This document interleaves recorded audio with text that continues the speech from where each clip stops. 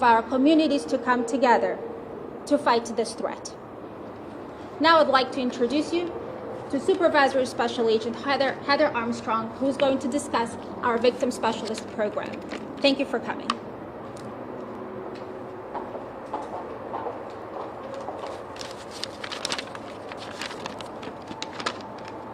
Good morning. My name is Heather Armstrong, and I'll be speaking on behalf of Victim Specialist Cheryl Moores, as she was called away on another pressing matter.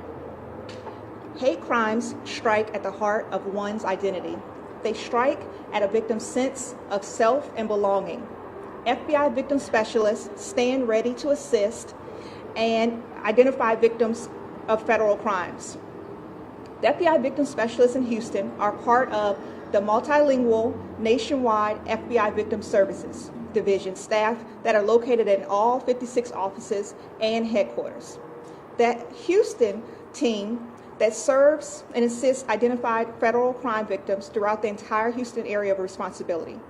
Being local ensures victims of crime are immediately supported in the aftermath of a crime by someone with knowledge of our community and the resources available to them. The FBI knows that victims may be reluctant to call law enforcement after attack if they feel scared, targeted, and worried that they might be a victim again, lose trust in anyone who is a member of the perpetrator group, or are uncertain how to report it and not sure how law enforcement can help. While victim assistance is important for all victims of crimes, it is especially important for victims identified in federal hate crimes. If the FBI determines that a federal hate crime has occurred, then FBI victim specialists work with FBI special agents to help victims to understand the legal rights that they are entitled to as part of the Victims' Rights and Restitution Act. Most importantly, the FBI takes an individualized approach to providing victim services. FBI victim specialists tailor our assistance to fit their specific needs and earnest appreciation for the fact that every victim is unique, and so is how they might respond in an aftermath of a crime. Thank you, and I'll now introduce Mark Tobin, ADL.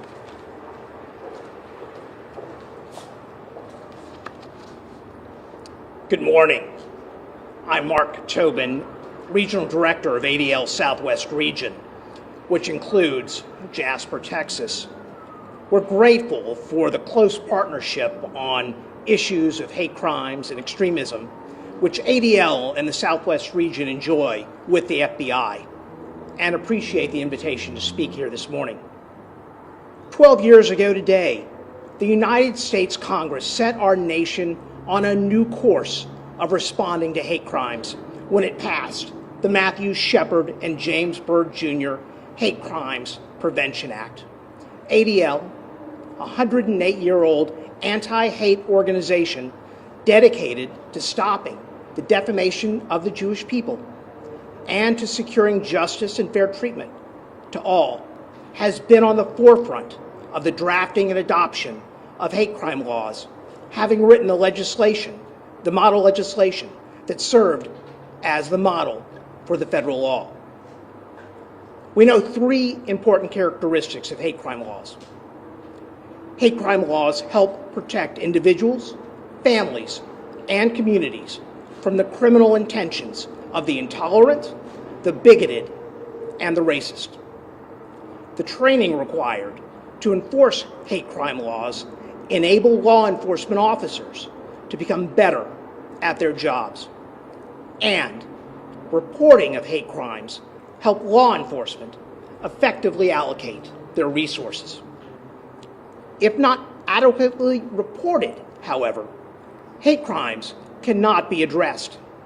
ADL is encouraged by the recent passage of the Jabari Hire No Hate Act, which seeks to dramatically increase the number of law enforcement agencies that report hate crime statistics to the FBI. The FBI's hate crime reporting and education campaign, announced today, is an additional and important effort to improve hate crimes reporting and support for victims in our city.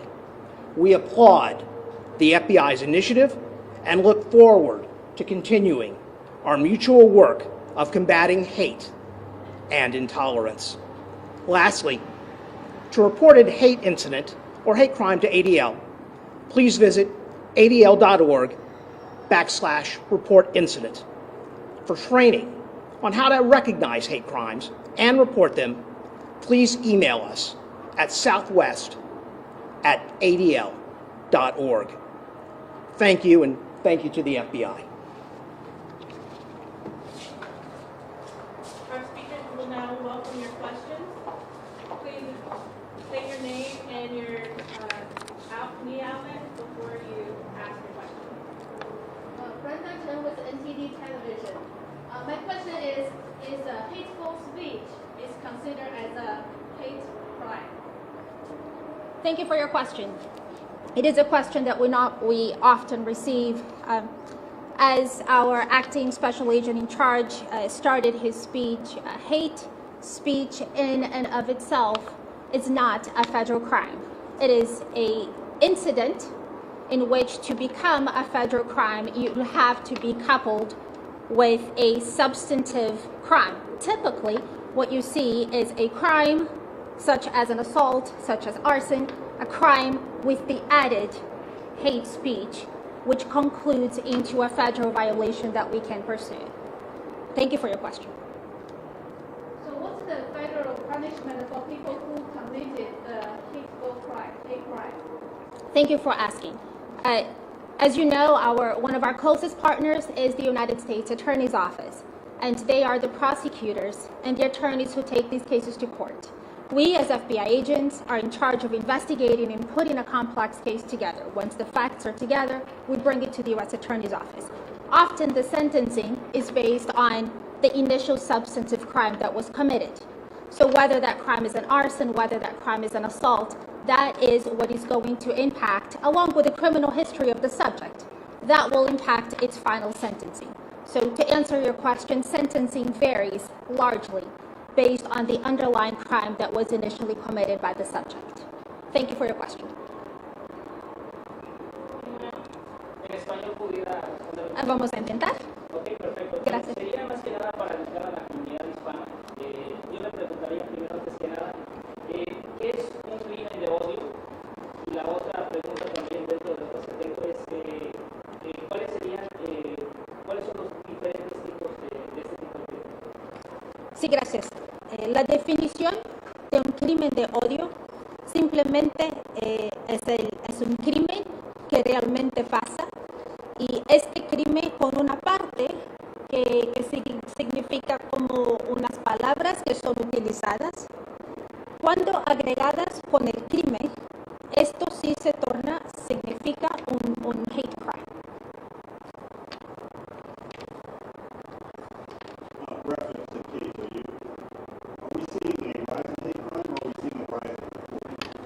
Thank you for that question. The rise in reporting, yes, we have seen initially a rise in reporting, primarily based on these types of conversations, based on this campaign and the conversation we've carried and trainings we've carried throughout the past year. So the rise in reporting, however, it is important to say that one, reporting is still voluntary, and we believe it is still largely unreported. And even more important to add that the higher reporting doesn't always translate, and it hasn't translated in an increase in hate crimes. So it is important. The reason why we're here today is exactly that, is to encourage the reporting so we can have a more accurate overall picture of what the actual hate crimes are in our city and which we can pursue. Thank you for your question.